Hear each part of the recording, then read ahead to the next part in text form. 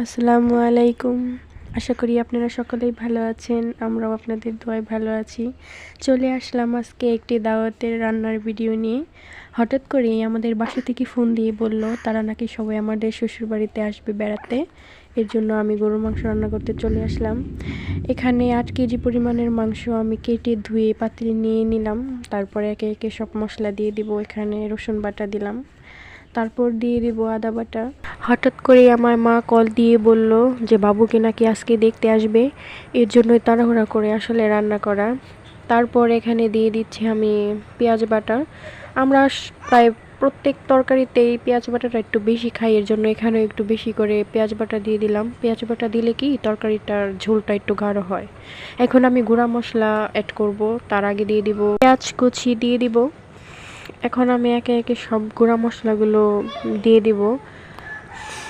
এখানে প্রথমেই আমি দিয়ে দিব ধনিয়ার গুঁড়া পরিমাণ মতো, যে যেরকম স্বাদ অনুযায়ী।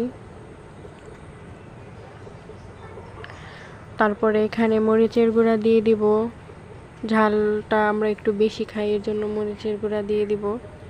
আমার এখানে মরিচের গুঁড়া শেষ হয়ে গিয়েছিল, আমি পরে আবার এনে অ্যাড করেছিলাম। তারপর দিয়ে দিচ্ছি স্বাদ মতো লবণ। সব কিছুই আর কি আমার নিজের পরিমাণ অনুযায়ী দিয়ে দিচ্ছি, আপনারা আপনাদের পরিমাণ অনুযায়ী দিয়ে দিতে পারেন।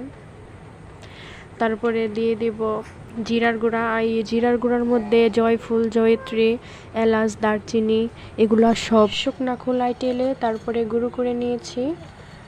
এই মশলা দিয়ে আসলে মাংস রান্না করলে অনেক মজা হয়। তারপর দিয়ে দিলাম পরিমাণ মতো তেল। 8 কেজি গরুর মাংসের মধ্যে আমি আধা কেজি পরিমাণের সয়াবিন তেল দিয়েছিলাম। তারপর তেজপাতা দিয়ে দিলাম পরিমাণ মতো। এখন আমি সব মশলা হাতে মাখিয়ে নেব।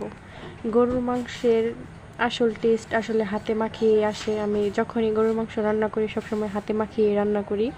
আমার এই হাতে মাখানো গরুর মাংস সবারই অনেক পছন্দের, এর জন্য মেহমানদের জন্য আমি মাখিয়ে গরুর মাংস রান্না করতেছি। আমি আসলে হলুদ গুঁড়া দিতে ভুলে গিয়েছিলাম, তারপরে আমি হলুদ গুঁড়া দিয়ে দিলাম আমার পরিমাণ মতো। তারপর আবার সুন্দর করে হাতে মাখাবো মশলা।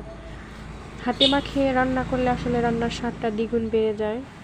আমি গরুর মাংস সবসময় হাতে মাখিয়ে রান্না করি। তারপরে এখানে চুলার জাল ধরিয়ে নিলাম।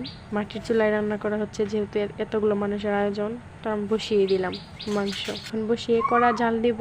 জাল দেওয়ার পর ফিরে আসছি। এই যে দেখুন আমার রান্না। আরও অনেক কিছুই রান্না করা হয়েছে, যেহেতু আমি গরুর মাংস রান্না করেছি এটাই আপনাদের সাথে শেয়ার করলাম। আজ এই পর্যন্তই। আল্লাহ হাফিজ। সকলেই ভালো থাকবেন।